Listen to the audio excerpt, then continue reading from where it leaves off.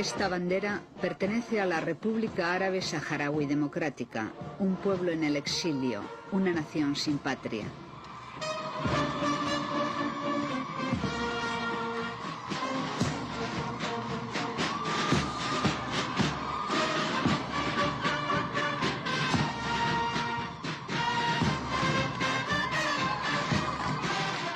A finales del siglo XIX, cuando las potencias europeas se repartieron África, España reclamó el Sáhara Occidental, donde vivían las tribus nómadas saharauis que poblaban los territorios de Río de Oro y Saguía el Hamra.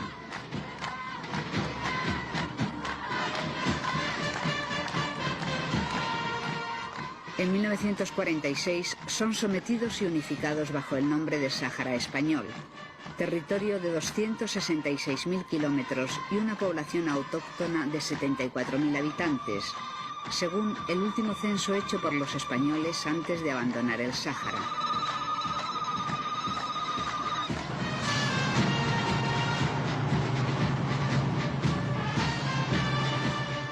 En octubre de 1975, mientras el general Franco agoniza y se produce un cierto vacío de poder en España, Marruecos inicia la Marcha Verde con el ánimo de anexionarse el Sáhara español.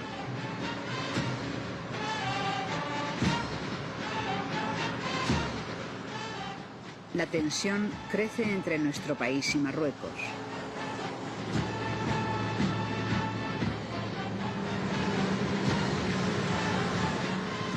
El 14 de noviembre de 1975, unos días antes de que muera Franco, se firman los acuerdos tripartitos de Madrid, por los que España acuerda la partición del Sáhara Occidental entre Marruecos y Mauritania.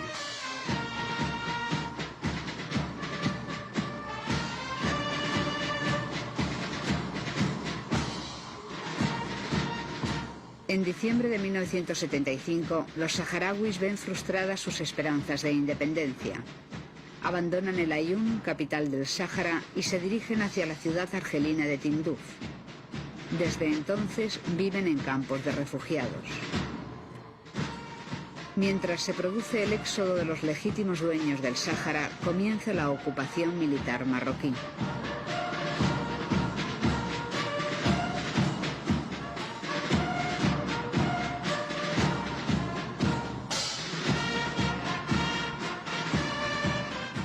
Un día antes de que las tropas españolas se retiren de su antigua colonia, el 27 de febrero de 1976, los saharauis proclaman en territorio liberado la República Árabe Saharaui Democrática e inician las hostilidades contra Marruecos para recuperar su tierra.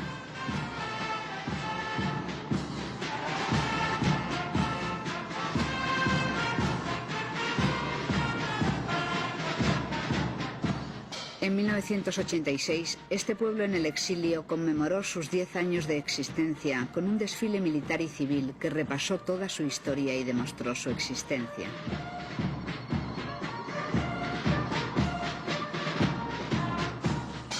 Durante la época colonial, los saharauis lucharon primero contra los franceses y luego contra los españoles, desde que en 1883 España declaró protectorado suyo las tierras comprendidas entre los paralelos 20 y 27.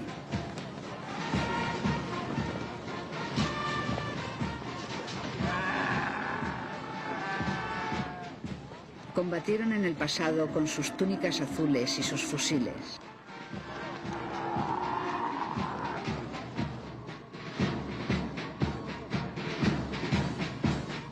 Rápidos y ágiles, aparecían entre las sombras del desierto que conocían piedra a piedra.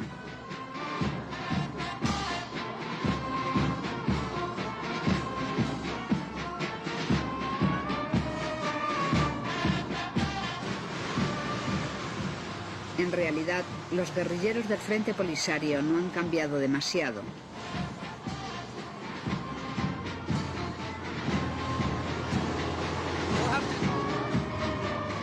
Los velos azules de los mejaristas han sido sustituidos por los uniformes caqui y los camellos han dado paso a los Land Rover.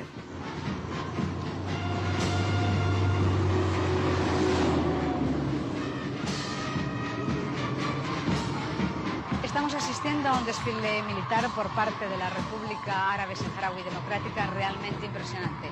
Hemos visto todo tipo de armamento, desde tanques soviéticos, cañones norteamericanos antiaéreos, también el Land Rover Santana español. Gran parte de los oficiales también llevaban armas españolas, la pistola de 9 milímetros, fabricada creo que en Eibar. Y lo más sorprendente de todo esto es que gran parte, por no decir que todo, el material ha sido tomado en operaciones militares a las fuerzas marroquíes.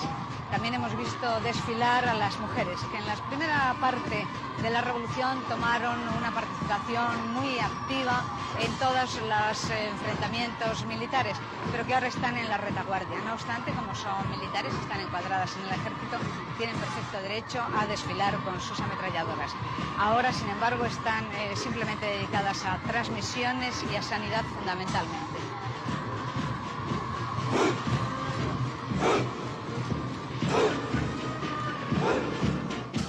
Los refugiados saharauis son en la actualidad 160.000.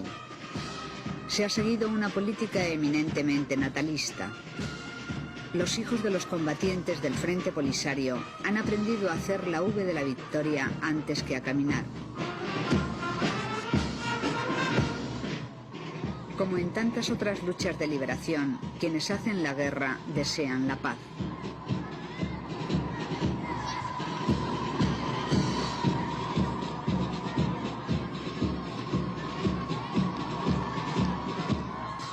Los hijos del Polisario sueltan las palomas de la paz ante el presidente de la RAS, Mohamed Abdelaziz.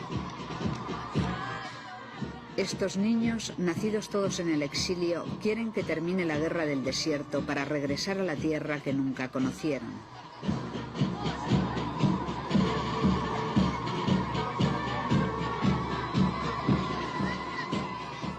A lo largo de estos 12 años, los saharauis han padecido clamorosos olvidos, pero también han obtenido fervorosas adhesiones de simpatizantes de todo el mundo y políticos como Juan María Vandrés.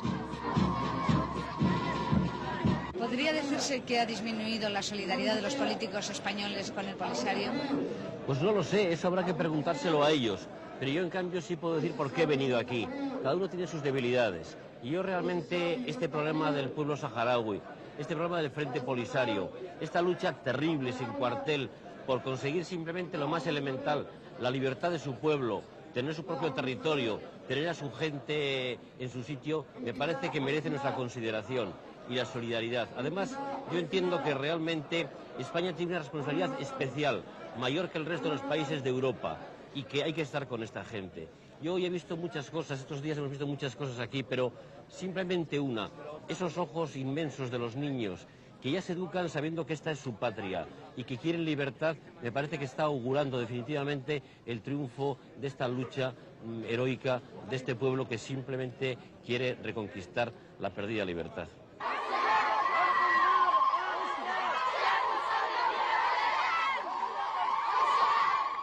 En mayo de 1975, una misión de las Naciones Unidas visitó la entonces colonia española y emitió un informe en el que se reconocía el derecho de autodeterminación del pueblo saharaui y se recomendaba la apertura de un proceso descolonizador que desembocara en la independencia del Sáhara Occidental.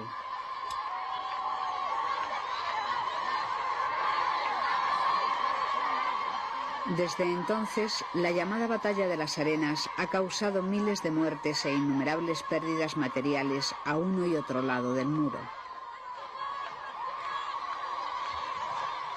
Tras 12 años de guerra, recientemente se ha producido la visita de una nueva misión de la ONU encargada de analizar sobre el terreno los aspectos técnicos del pretendido referéndum de autodeterminación.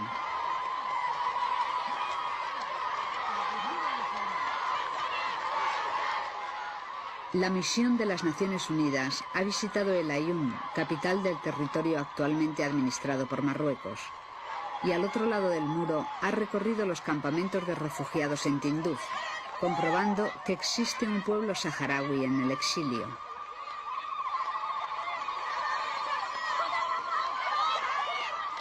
طبيعة مناخية كالتي Marruecos tendrá que sentarse con nosotros en una mesa de negociaciones porque es imposible darle una solución militar al conflicto del Sáhara, ha declarado el secretario general del Frente Polisario.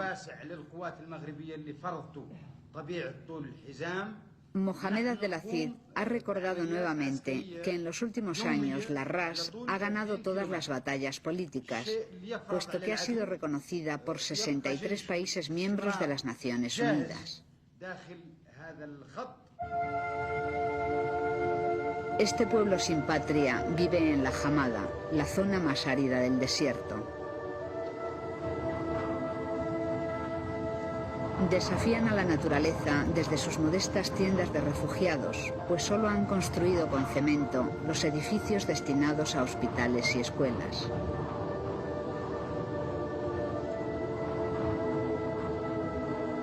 Estamos en plena tormenta de arena. Realmente no hace falta que se lo expliquemos porque ustedes tienen ojos para verlo. Esta es una de las ventajas del periodismo televisivo, que realmente hay algunas imágenes que no son necesario explicar. Estamos trabajando en unas condiciones realmente difíciles. Aquí tengo mi cámara fotográfica envuelta en tela y nuestra cámara, la que en este momento me está filmando a mí, pues está también envuelta en plástico.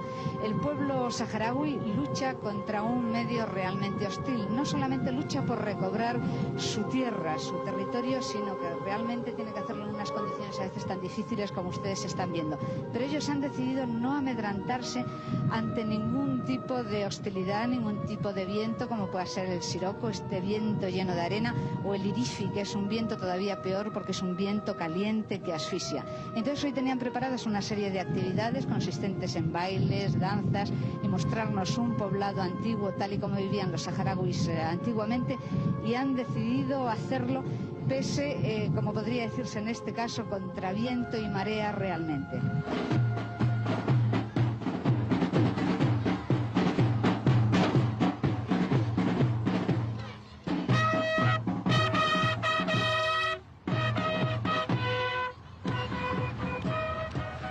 Los niños se mantuvieron a pie firme, acostumbrados ya desde pequeños a soportar en los ojos y en todo el cuerpo la hiriente caricia de la arena del desierto.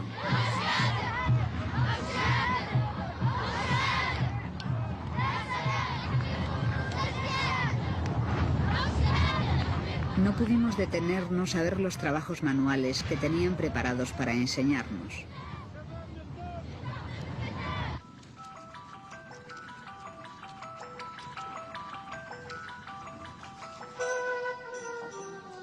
Después de todo un día de haber sido azotada por la arena del Siroco, realmente no hay nada tan agradable como llegar a una jaima saharaui y ser recibida con la tradicional hospitalidad de este pueblo. La verdad es que es una auténtica delicia ser perfumada en medio del desierto, poder oler el incienso y que te ofrezcan una taza de leche de camella.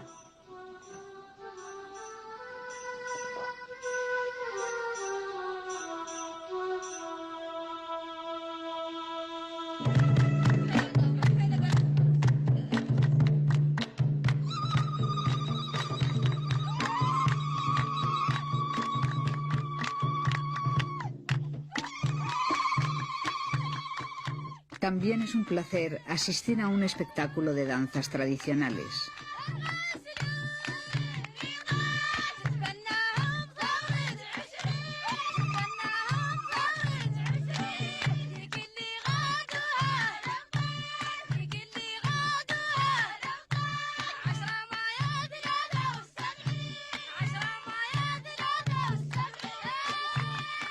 Los saharauis están preocupados por no perder sus señas de identidad y mantener el folclore que les une con sus antepasados.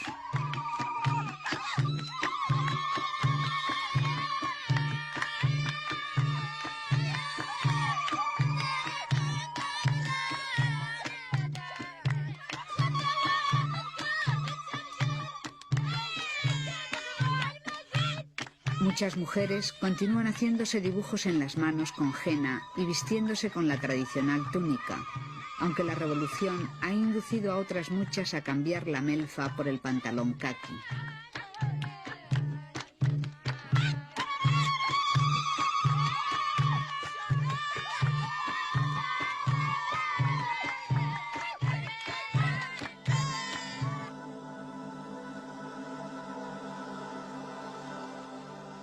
Durante muchos días al año, los saharauis tienen que enfrentarse a la agresión constante de una naturaleza que obliga a vivir en los límites de la supervivencia, con una diferencia a veces de 50 grados de temperatura entre el día y la noche.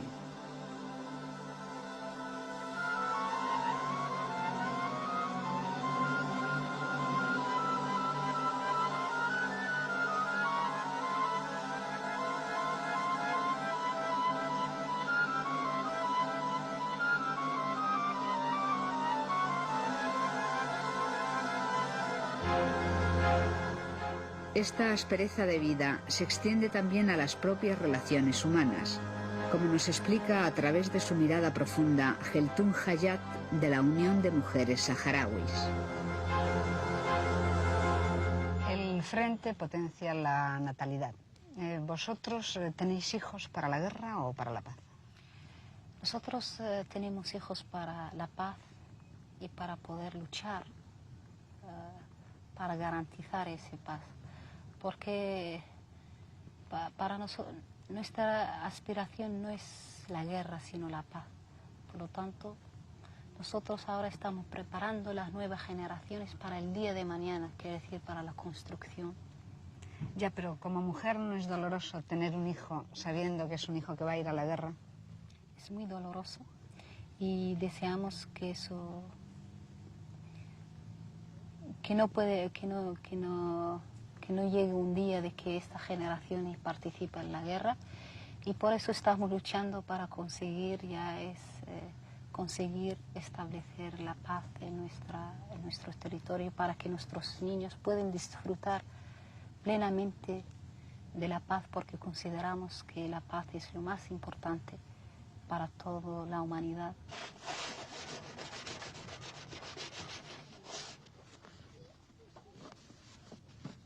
Cuando amaina el siroco, las mujeres apuntalan todo lo que ha descolocado el viento. A veces la destrucción de las tiendas es casi total.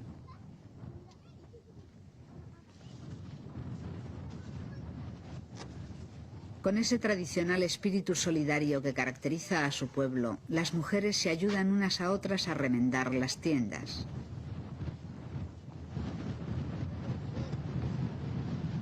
La alfabetización de mujeres adultas ha dado resultados absolutamente revolucionarios.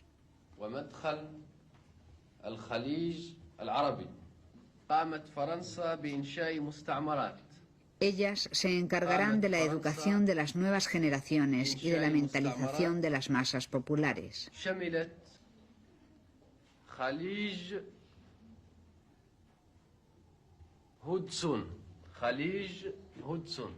Las mujeres saharauis son las responsables máximas de la organización de los campamentos, donde dirigen los comités de cultura, sanidad e intendencia.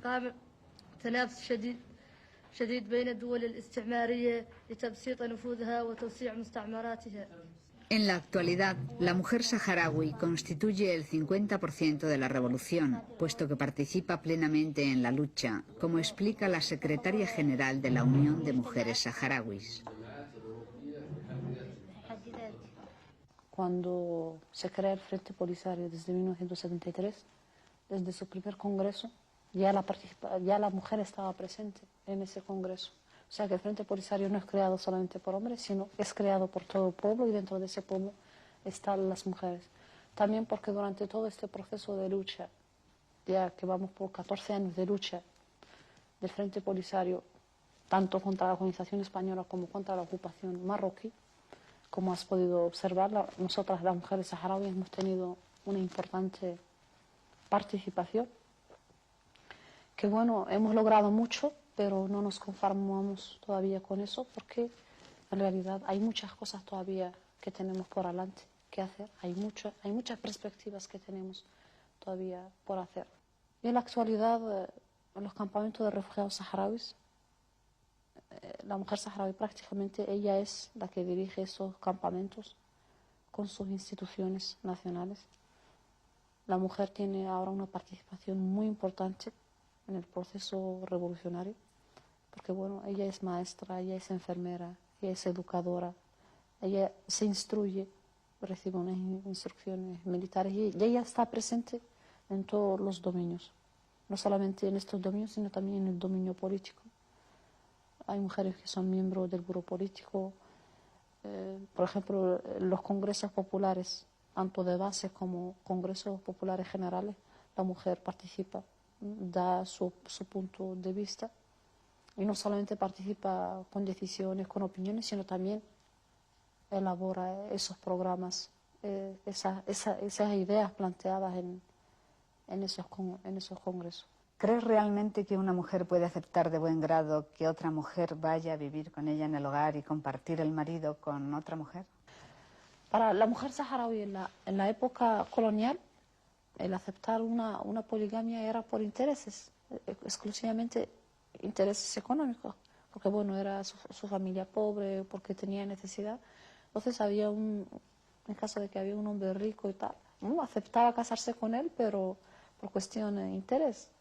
En la actualidad nosotras no tenemos esa necesidad. ¿Por qué? Porque bueno, todos somos... no hay, o sea, no... En primer lugar que no hay dinero.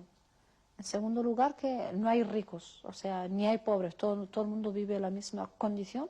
Nuestra preocupación esencial es la lucha por la liberación de nuestro territorio, es lograr la paz en nuestra zona. Entonces, en realidad, no es una necesidad que tenemos, no es una preocupación que tenemos. Entonces, como te dije, nuestro objetivo esencial es de formar y crear la nueva familia, la familia que realmente esté a nivel de las aspiraciones de nuestra revolución y de, o sea, de nuestro Estado.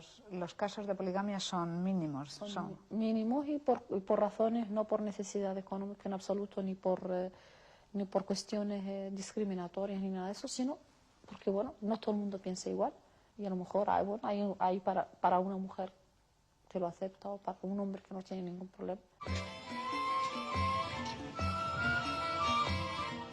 Las mujeres desempeñan un papel fundamental en la incipiente agricultura que el pueblo saharaui trata de desarrollar. Keltun, ¿cuál es la nueva cara del desierto? Pues como ven, hay una nueva cara del desierto que nosotros estamos demostrando, porque en realidad, sobre todo geográficamente, porque en realidad la idea que se tenía del desierto no es la verdadera, de que es imposible tener agricultura. Y a pesar de todo esto, lo difícil que es verdad, es difícil hacerlo, pero se puede hacer. No es imposible y nosotros lo estamos demostrando, porque a los colonialistas, por ejemplo, no les interesaba hacer experiencias como esta, sino saquear con más rapidez las riquezas minerales y no hacer agricultura ni hacer conocer al pueblo realmente que el desierto cultiva. Y nosotros estamos haciendo pequeñas experiencias agrícolas que están dando sus frutos y nos ayudan a autoabastecer a nuestro pueblo, a pesar de que esta zona exactamente es la más dura, la más hostil, y para trabajarla se necesita voluntad. Los ancianos y los hombres que no están en el frente ayudan a las mujeres en las labores más pesadas.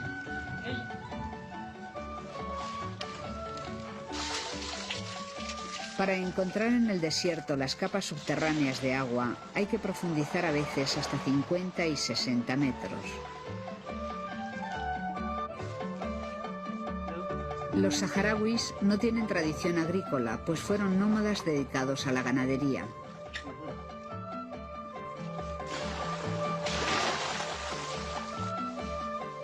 A fuerza de una voluntad y trabajo extraordinario, han conseguido crear huertos experimentales donde cultivan zanahorias, nabos y remolachas que destinan a la alimentación de niños y ancianos.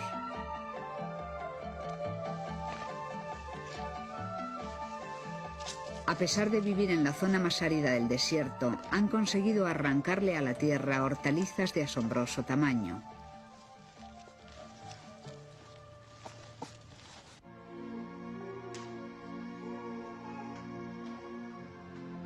Los principales problemas de salud que tienen los saharauis derivan precisamente de tener una alimentación constituida a base de pastas, arroz y patatas.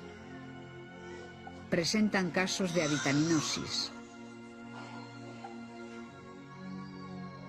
Les falta la vitamina A, por lo que tienen muchos problemas en los ojos, agudizados por el terrible viento del desierto que también provoca afecciones de las vías respiratorias.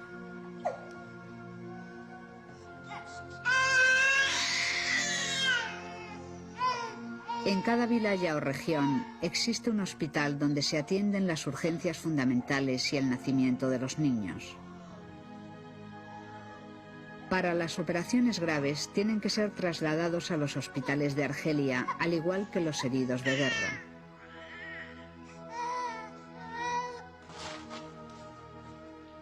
No es la falta de sangre su principal problema quirúrgico como sucede en otros países.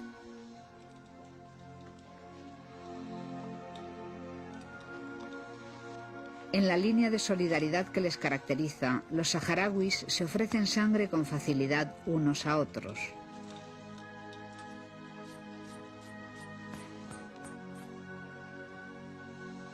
Su problema es poder conservarla porque no tienen condiciones suficientes para su refrigeración.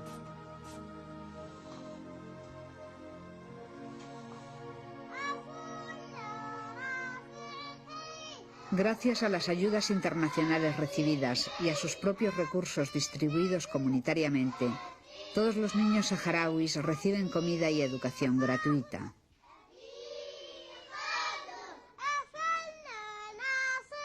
Los niños no ofrecen ese aspecto famélico y degradante de otros países africanos. Todos están vestidos y calzados. A ningún niño se le ocurre pedir monedas, entre otras cosas porque en los campos de refugiados no existe el dinero. A través de la boca penetra el agua. La conciencia de ser el único país árabe y el segundo de África que habla español rige el sistema educativo. A través de esas láminas que son las branquias, láminas branquiales. Bien, entonces dibujamos un pez.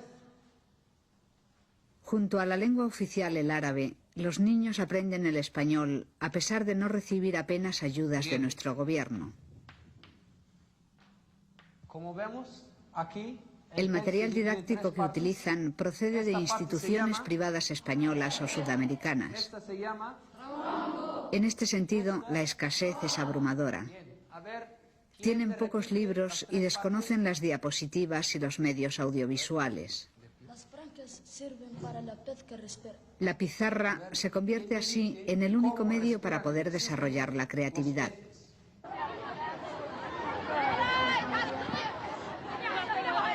Estos niños del desierto tienen que imaginarse cómo es el océano o cómo son los peces, pues nunca los han visto ni de verdad, ni tan siquiera en los libros escolares.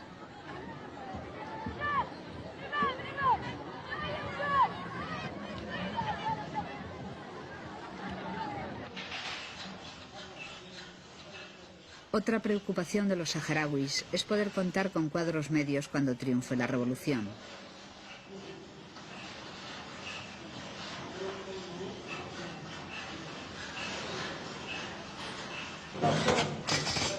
Algunos países africanos en su lucha por la independencia se han preocupado por tener universitarios, pero luego se han encontrado con pocos técnicos de grado medio.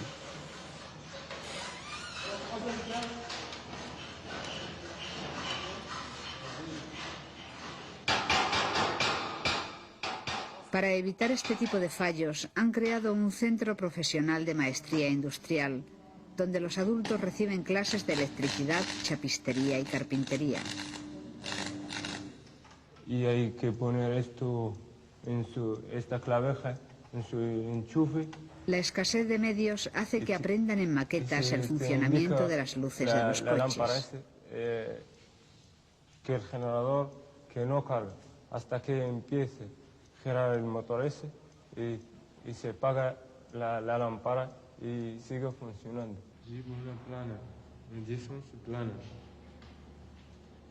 Como no tiene entorno, han inventado un sistema de rectificación de cigüeñales prácticamente artesanal. Ahora saca el del cubo.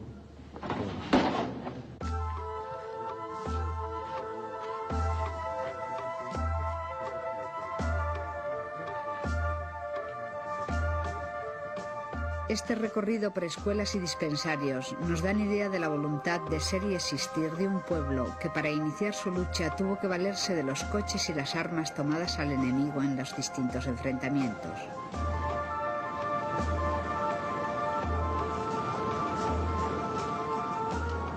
Este es un museo al aire libre del material bélico capturado al ejército marroquí por el Frente Polisario.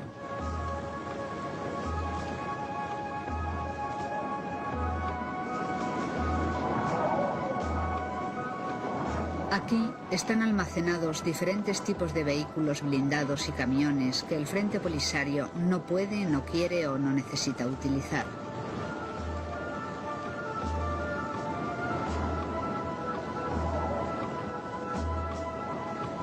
Entre los países que han vendido este material bélico a Marruecos, vimos minas y piezas de artillería suministradas por países como Estados Unidos, Israel, Bélgica, Rusia y España.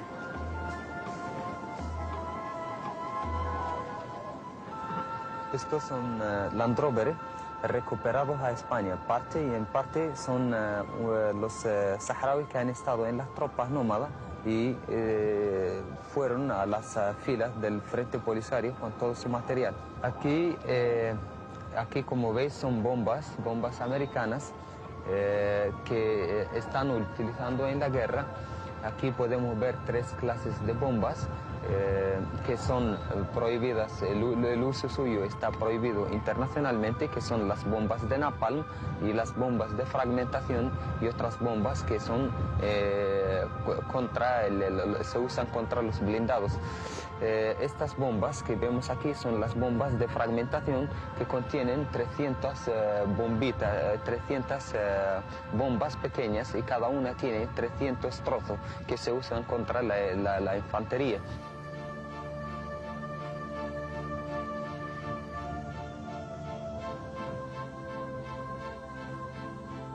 Desde hace años, el Frente Polisario mantiene en campamentos a prisioneros marroquíes, algunos de los cuales reconocen seguir vivos, gracias a que los polisarios les curaron las heridas que tenían cuando fueron capturados.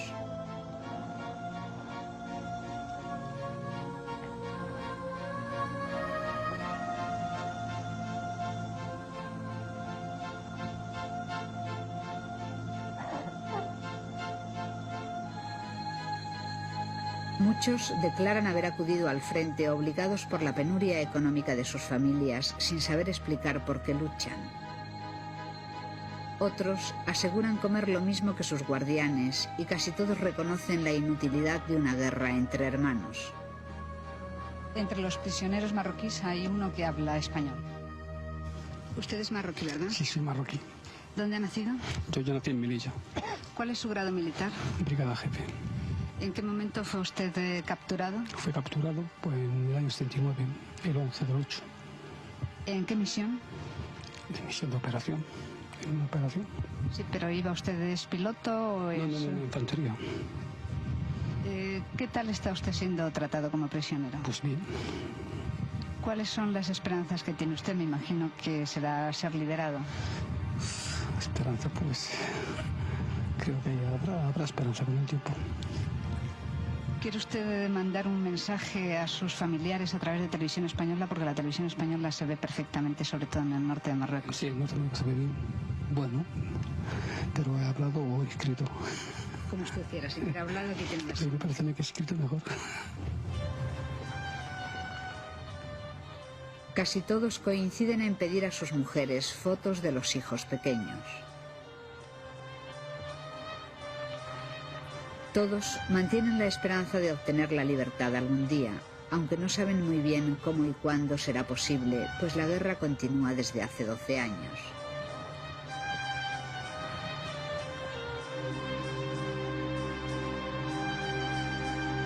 Hassan II, que no reconoce al Frente Polisario, se ha negado siempre a un canje de prisioneros.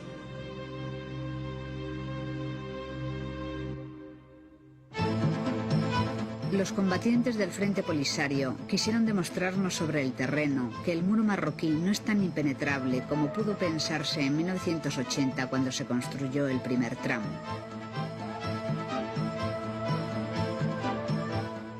Durante 3 días, los polisarios nos llevaron a través de la Hamada. Mientras recorríamos kilómetros y kilómetros por esa llanura árida que parecía no albergar vida alguna, era fácil dejarse llevar por la idea de que luchaban por la tierra más estéril del mundo. Pero no es así. El Sáhara representa un importante enclave político y económico. Situado frente a las Islas Canarias, es una base de observación militar desde la que se puede controlar el Magreb y África Occidental. Marruecos ha jugado la baza de servir a los intereses estratégicos de Estados Unidos en dicha zona del mundo.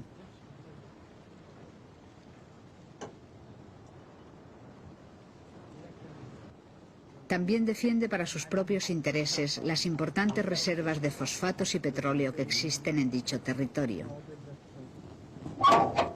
Por su parte, Argelia apoya al Frente Polisario porque preferiría tener en sus fronteras a un gobierno ideológicamente afín y un país amigo que le facilitase el ansiado acceso al Océano Atlántico.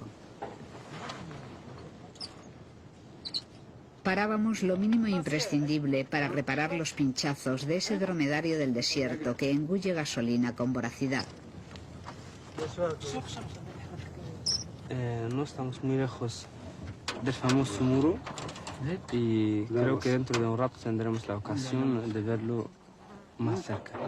Entonces ya esta es una zona en la que nos pueden detectar con los radares. ¿Es una zona peligrosa? Bueno, es una zona, digamos, así el hecho de detectarnos no es, digamos, inminente, pero en fin, es una zona de guerra. Vamos a tomar un poquito de leche para...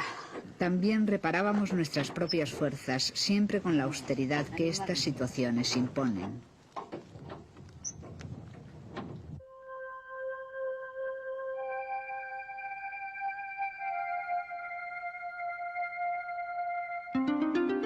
Aquellos rudos guerrilleros tuvieron conmigo todo tipo de cortesías que me ayudaron a superar la dureza de una misión de guerra en el desierto.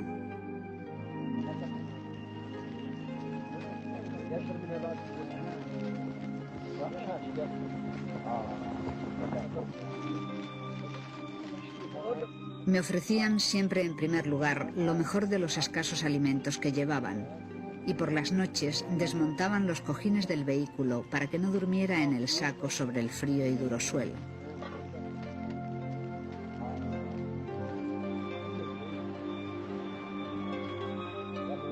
Toda una serie de delicadezas sorprendentes en unos hombres que vivían entre espinos, sin tan siquiera saber si al día siguiente continuarían existiendo.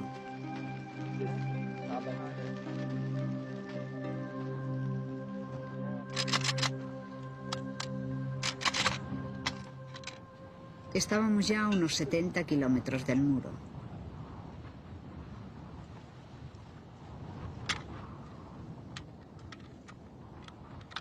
En aquella zona el desierto estaba sembrado de todo tipo de proyectiles que testimoniaban los enfrentamientos cotidianos.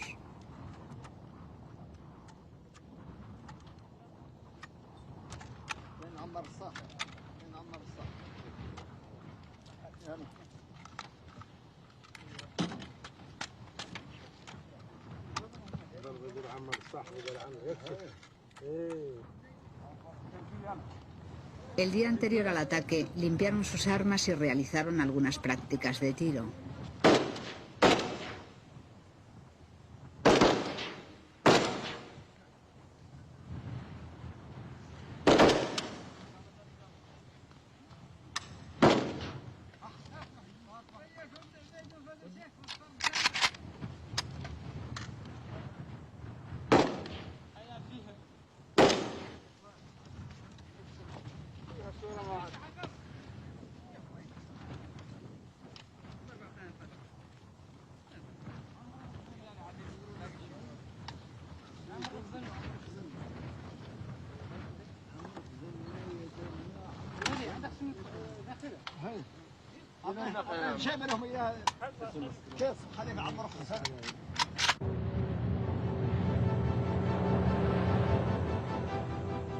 Durante toda una mañana buscaron el lugar apropiado para el ataque.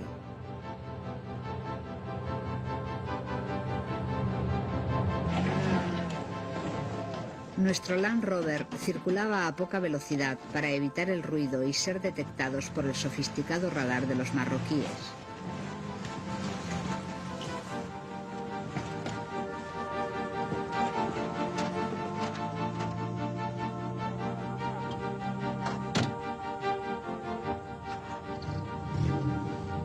Hemos llegado al atardecer a 1,5 kilómetros del muro. Realmente estamos muy cerca y todavía nos vamos a acercar algo más.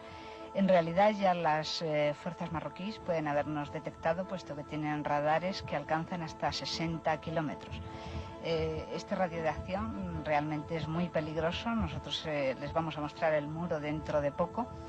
Y por eso hemos venido con los Land Rover, con los coches rodando bastante despacio para evitar todo ruido. Según nos vayamos aproximando, me tendré que quitar las gafas, como tenemos también que tener cuidado con nuestras maletas metálicas, porque cualquier objeto que brille puede ser detectado por las tropas marroquíes. Los guerrilleros me explicaron que el primer muro les causó un gran impacto psicológico, pues era como si Hassan II le hubiera puesto puertas al desierto con una muralla de 2000 kilómetros de longitud, tras las que quedaba protegido el ejército marroquí y el Sáhara Occidental, la tierra que les viera nacer. Visto desde allí, el muro era un promontorio continuado de arena que servía de parapeto a la primera línea marroquí.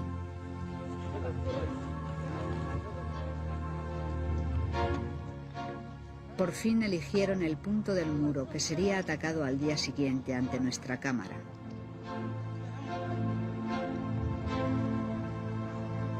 Estamos apenas a 1,5 kilómetros del muro. Dentro de unos minutos va a empezar una operación de hostigamiento por parte de las tropas saharauis. Cuando los marroquíes enseñan el muro a sus visitantes o a los periodistas, lo hacen desde un helicóptero y cómodamente. Ver el muro desde esta otra parte es realmente arriesgar la vida. Aunque bueno, también hay que considerar que los saharauis cuentan con la ventaja de la movilidad y sobre todo con el conocimiento del terreno.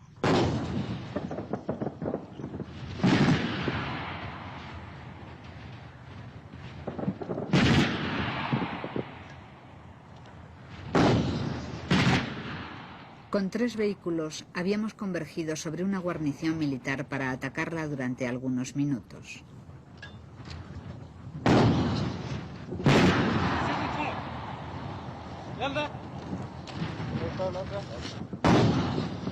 La táctica consistió en entrar en el campo de acción desde varios puntos distintos, cambiando constantemente de lugar para que el radar se saturara. Los oficiales marroquíes, encargados de analizar los datos en sus pantallas, no sabían a qué atender ni en qué punto concreto se produciría el ataque. Los proyectiles consiguieron pasar al otro lado del muro, demostrando una vez más que el Frente Polisario está dispuesto a abrir muchas ventanas en los 6 muros de Hassan.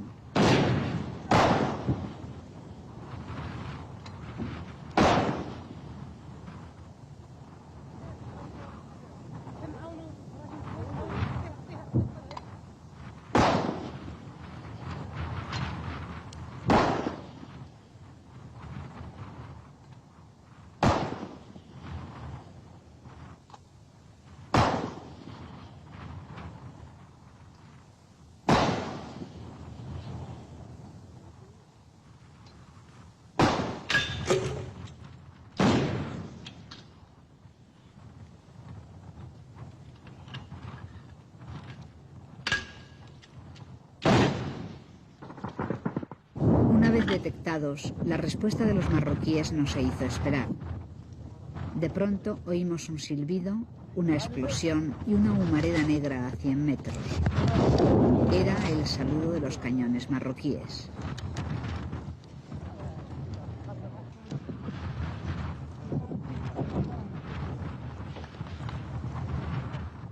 Mientras emprendíamos la veloz retirada, los marroquíes corregían los disparos que cada vez sonaban más cerca.